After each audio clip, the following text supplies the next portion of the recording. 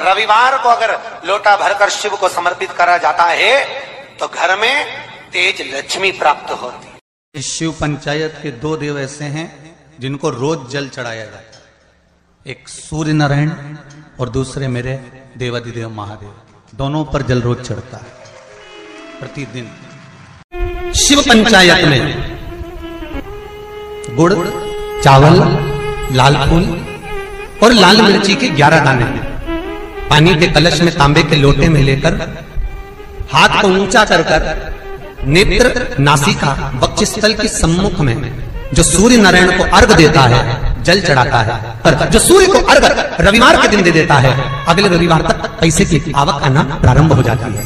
जो आज तक फोन नहीं उठाता वो फोन। सूर्य नारायण भगवान को स्टील के लोटे से या चांदी के लोटे से या पीतल के लोटे से या प्लास्टिक के लोटे से या कांच के बर्तन से जल चढ़ाने से आयु छिन्न होती है।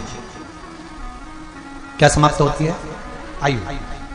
और सूर्य नारायण भगवान को अगर तांबे के लोटे से जल दिया जाता है तो आयु की वृद्धि होती है और दिन भर में अगर कोई काम अटकने वाला है तो वो काम का रास्ता खुल जाता है और शरीर की बीमारी समाप्त हो जाती है। शरीर की बीमारी समाप्त हो जाती है। जब हम सूर्य नारायण भगवान को अर्घ देते हैं, जल चढ़ाते हैं, तो वो जल पृथ्वी पर जब गिरता है तो उसके छींटे हमारे शरीर पर लगते हैं। क्या वो ठीक है?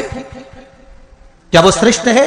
तो शिव महापुराण की कथा कहती है जब हम सूर्य को अर्घ देते हैं, सूर्य को जल चढ़ाते हैं, वो पानी जब पृथ्वी पर गिरता है उसके छींटे हमारे शरीर पर लगते हैं तो वो श्रेष्ठता का भाव निर्मित करते हैं। वो गलत नहीं हो सकता। कारण अब वो भी समझ लीजिए।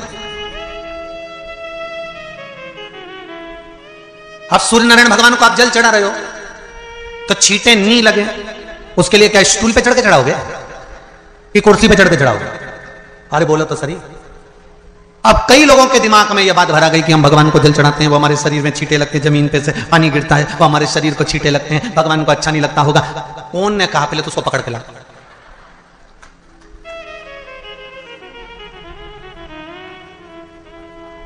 क्योंकि मेरे राम जी महाराज, मेरे भगवान कृष्ण, बड़े बड़े संत, साधु, सन्यासी, तपस्वी, साधक, उपासक जितने भी हुए जिन्होंने सूर्य की आराधना करी, इन्होंने टेबल पे चढ़कर या कुर्सी पे चढ़कर जल नहीं चढ़ाया। इन्होंने पृथ्वी पर खड़े होकर ही, क्योंकि पृथ्वी तत्व के देव है शिव।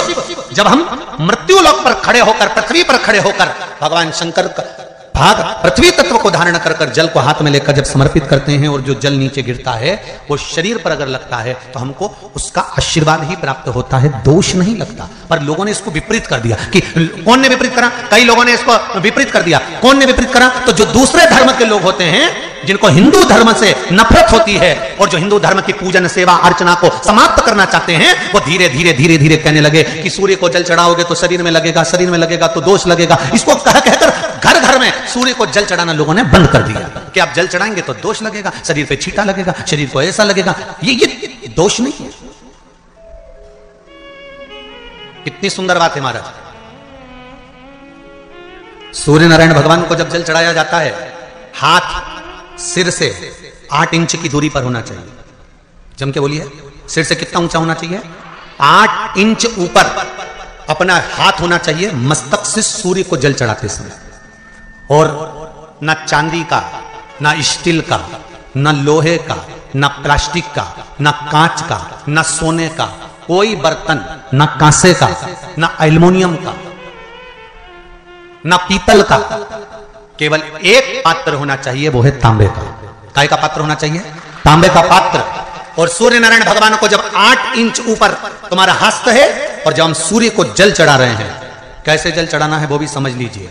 अगर कोई कैंसर का मरीज है, जिसके चेस्ट में कैंसर आ गया हो, लेफ्ट में, राइट में कहीं पर कैंसर आ गया हो, या कोई गठान आ गई हो, तो महाराज आप जल चढ़ाते समय उस जल की धार को सूर्य भगवान को जब चढ़ा रहे हो तो धार आपकी गठान की ओर जाना चाहिए, जिससे सूर्य की किरण उस जल में से आपके उस स्थान पर पड़े, उस जगह पर पड़े जहां पर गठान है। महाराज आप लगातार जल तो चढ़ाना चालू करो, अच्छे अच्छे डॉक्टर फेल हो जाएंगे और कह देंगे गठान ठीक हो गई। आपका लीवर और किडनी गड़बड़ कर रहा है, आप प्रतिदिन, आपका स्वास्थ्य गड़बड़ रहता है, आप प्रतिदिन ये ज्योतिष शास्त्र के अंतर्गत, रत्न शास्त्र के अंतर्गत ये रत्न शास्त्र, ज्योतिष शास्त्र, रंग शास्त्र जो हमारे यहाँ है, रंगों के हिसाब से ये जितने रत्न होते हैं, माणिक हुआ, मोती हुआ, नीलम हुआ, मूंगा हुआ, पुखराज हुआ, ये क्यों कहते हैं ये पीला है, ये सफेद है, ये नीला है, ये लाल है, इसको शरीर में क्यों पहनाते हैं? उसका कारण होता है कि जब शरीर में पहनते हैं सूर्य की किरण उसमें पड़ती है, हमारे शरीर पर वो कलर का इफेक्ट पड़ता है, उस कलर को शरीर पर लगता है, और शरीर पर लगता है तो हमारा शरीर धीरे धीरे, हमारी जो इंद्रियां हैं वो सही होने लगती है, काम सही होने लगता है। छल, छित्र, कपट, निंदा, बेईमानी, प्रपंच इस मनुष्य के शरीर में हर पल, हर घड़ी, हर क्षण है। ऐसा कोई मनुष्य नहीं जो छल, कपट, बेईमानी, प्रपंच, झूठ आदि आदि से दूर रह गए। माना हम इसमें फंसे हुए, पर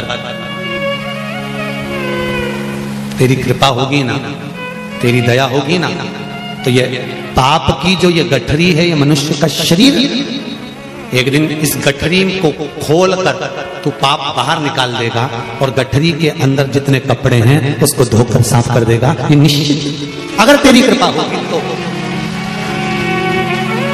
अगर तेरी दया होगी तो। बल्ली देवी और देवसेना ने जल चढ़ाना प्रारंभ करा, शंकर भगवान का स्मरण करना प्रारंभ करा। उनके भी जाते जाते कोई पत्तियां तोड़कर लेकर आ जाती थी बल्ली देवी, पत्तियां, क्योंकि बल्ली देवी एक आदिवासी राजा की पुत्री है, आदिवासी राजा की पुत्री, उसको भान नहीं है कि बेलपत्र कौन सी है। फिर समझ लेना मेरी जीजी, जितने लोग आस्था चैनल पर कथा सुन रहे हैं, जितने फेसबुक यूट्यूब पर सुन रहे हैं, अगर एक बात हमने पहले भी कही है, आज फिर कह रहे हैं, बेलपत्र तोड़कर शंकर भगवान को चढ़ाओ, मना नहीं है, पर एक प्रयास अपनी जिंदगी में जरूर करना कि बेलपत्र चढ़ाने का यदि आपको शौक है तो जीवन में एक बेलपत्री का वृक्ष भी लगाने का शौक रखिए, जिससे वो बेलपत्र का वृक्ष बड़ा हो। और बेलपत्र का वृक्ष जब बड़ा होगा, आप संसार में हैं नहीं है, हम संसार में हैं नहीं है, पर यदि बेलपत्री का वृक्ष रहेगा, आपके द्वारा लगा हुआ वृक्ष रहेगा, उसमें से कोई बेलपत्र तोड़ तोड़कर जब वो बड़ा हो जाएगा, उसमें से बेलपत्र तोड़कर कोई शंकर भगवान को चढ़ाएगा, तो जिसने बेलपत्री का पौधा लगाया है उस बेलपत्र चढ़ाने का फल उसके भी खाते में चला जाएगा और उसकी भी जिंदगी संवर जाएगी। इसलिए बेलपत्र चढ़ाओ, मना नहीं है, पर बेलपत्र का एक पौधा अपने बगीचे में, आसपास में, मोहल्ले में, जहां तुम्हें मौका मिल जाए वहां जरूर। भगवान शंकर को बेलपत्र का, तो बल्ली देवी को नहीं मालूम था कि बेलपत्र का पौधा कौन सा होता, बल्ली देवी को नहीं मालूम था कि बेलपत्र कैसा होता। बल्ली देवी आदिवासियों राजा की पुत्री थी, गई पेड़ की पत्तियां तोड़ ली, वृक्ष की पत्तियां लाई, शंकर भगवान को समर्पित कर, फिर गई, फिर पत्तियां तोड़ के लाई, शंकर भगवान को समर्पित कर, फिर गई, फिर तोड़ कर लाई, शंकर भगवान को समर्पित कर। ध्यान देना जरा, इस कथा से 3 चीजें निकालेंगे अपन जो आपके जीवन में पूजन करते समय गलती ना हो सावन महीने, और ध्यान लगाकर सुनोगे तो आनंद आएगा और आपका जीवन सार्थक। 3 चीजें इस कथा में से निकालना। पहला, लोटे का जल इसने चढ़ा दिया, दूध इसने चढ़ा दिया, शहद इसने चढ़ा दिया, शक्कर इसने चढ़ा दिया। ये पंचामृत स्नान अलग अलग हाथ से हुआ, किसी ने कुछ चढ़ाया, किसी ने कुछ चढ़ाया, तो शास्त्र कहता है वर भी पृथक पृथक भाग में बट। बहुत ध्यान देना इस कथा का है, आपसे और हमसे कुछ गलती हो जाए, जब हम पूजन करने बैठते हैं तो अगर पति जल चढ़ा रहा है तो पत्नी उसका स्पर्श कर कर चढ़ा ले, मना नहीं, मना नहीं। पर पंचामृत स्नान अगर ब्राह्मण देवता करा रहे हैं, पति जल चढ़ा रहा है, पत्नी दूध चढ़ा रही है, पति शहद चढ़ा रहा है, पत्नी शक्कर चढ़ा रही है, ये पृथकता हो।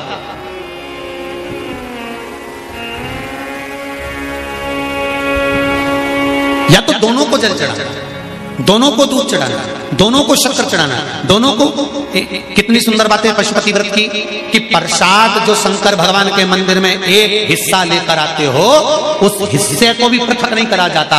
उस हिस्से को भी जिसने पशुपति व्रत करा है, एक हिस्से का प्रसाद उसी को खाना है, यहां तक है कि दूसरे को नहीं देना। शंकर भगवान के मंदिर में, शिव जी के मंदिर में नारियल तक नहीं फोड़ा जाता। क्यों? वो पृथक हो जाएगा। खंडित बेलपत्र समर्पित नहीं करी जाती, वो पृथक हो जाएगी। शंकर भगवान को धतूरा चढ़ाया जाता है, पूर्ण चढ़ाया जाता है। चावल का दाना चढ़ाया जाता है, पूर्ण चढ़ाया जाता है। एक बेलपत्र चढ़ाई जाती है, वो पूर्ण चढ़ाई जाती है। पृथकता ना रखे। अगर वल्ली देवी और देवसेना दोनों अगर जल चढ़ा रही थी तो दोनों हाथ में जल के पात्र होते और दोनों चढ़ाती। पर एक जल ये चढ़ा रही थी तो एक जल का पात्र ये चढ़ा रही थी। उसने कहा कांवड़ की यात्रा है, एक डंडे में एक लोटा बांध, एक तुम लेकर चलो, एक हम लेकर चले। नहीं नहीं नहीं, जल ले जाओ, मंदिर तक भी ले जाओ, पर चढ़ाते समय अगर तुम चढ़ा रही हो तो जल के दोनों पात्र तुम्हारे हाथ में होना चाहिए, दूसरा नहीं। जल की पृथकता नहीं, पृथक भाव। फिर ध्यान दो दूसरी बात, शंकर भगवान के मंदिर में जाओ, शिव की स्तुति में जाओ, पति और पत्नी दोनों विचार कर कर जाए। सुनो जी, मैंने पशुपति व्रत करा, आपकी नौकरी के लिए करा। सुनो, मैं शंकर के मंदिर में आपकी नौकरी मांगने जा रही हूं।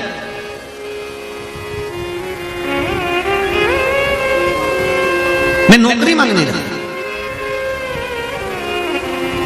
अब शिव मंदिर में आप गए, व्रत करा था, पति को भी साथ ले गए, दोनों ने प्रणाम करा, शंकर भगवान प्रसन्न हो गए। सबसे पहले शंकर भगवान ने पति से कहा तू मांग ले, पहले तुझे क्या चाहिए, क्योंकि तेरी पत्नी का व्रत है, उसको बाद में दूंगा। उसने व्रत करा, थोड़ी तप साधना और कर लेंगे, तू मांग। पति ने कहा मुझे वर दे दो, मेरी एक मकान और एक प्लाट उलझा पड़ा है, वो सुलझ जाए। शंकर भगवान ने पत्नी से कहा अब तू मांग ले। पत्नी कहने लगी मैंने इनकी नौकरी के लिए मांगा था। शंकर भगवान ने कहा तूने नौकरी के लिए मांगा था, पर तेरा पशुपति व्रत जब तूने प्रारंभ करा था, तेरे मन में भाव आया था कि नौकरी मिले और मैं और मेरे पति दोनों शंकर की धोख लगाने के लिए जाएं, और भगवान के सामने जब हम झोली पसार के मांगे तो एक जैसा हमारी कामना पूर्ण कर देना। अब तेरे पति ने प्लाट का भाव मांग लिया और तू नौकरी मांग रही है, दोनों में पृथकता। फिर निवेदन करेंगे शंकर के मंदिर में जाकर पति को बता देना कि मैं शंकर के मंदिर जा रही हूं और मेरी आराधना का कारण ये है, और उस आराधना के कारण ही मैं आपकी नौकरी के लिए, आपके व्यापार के लिए, आपके व्यवसाय के लिए, आपके लिए मैंने ये करा, और इसीलिए मैं पशुपति व्रत कर रही हूं, और मुझे पूरा विश्वास है शंकर भगवान मेरी मनोकामना पूर्ण करेंगे। तो दोनों जाएं और दोनों प्रणाम करें, तो दोनों के प्रणाम करते समय वर भी एक हो कि भगवान नौकरी लगा देना, प्रभु सुन लेना मेरे दाता, तेरी कृपा चाहिए। पृथकता का भाव। हाँ, पति अलग पशुपति व्रत कर रहा है, पत्नी अलग पशुपति व्रत कर रही है। ये संकट सोमवार में भी होता है। जोड़े से जब संकट सोमवार किया जाता है ना, तो पति पत्नी को निर्णय लेना चाहिए कि हम किस चीज के लिए संकट सोमवार कर रहे हैं। पहले निर्णय लिया जाए, तब पति पत्नी दोनों संकट सोमवार का व्रत करें। अब व्रत कर लिया दोनों पति पत्नी ने संकट सोमवार का, जोड़े से पूजन कर रहे, जोड़े से अभिषेक कर रहे, और उद्यापन भी बोलो जम के जोड़े से कर रहे। और वर क्या मांगा? पति ने सोचा था दुकान का, पत्नी ने सोचा था पार्लर का। निर्णय अलग था। अंत समय प्रभु आना पड़ेगा, वचन दिया तो निभाना पड़ेगा।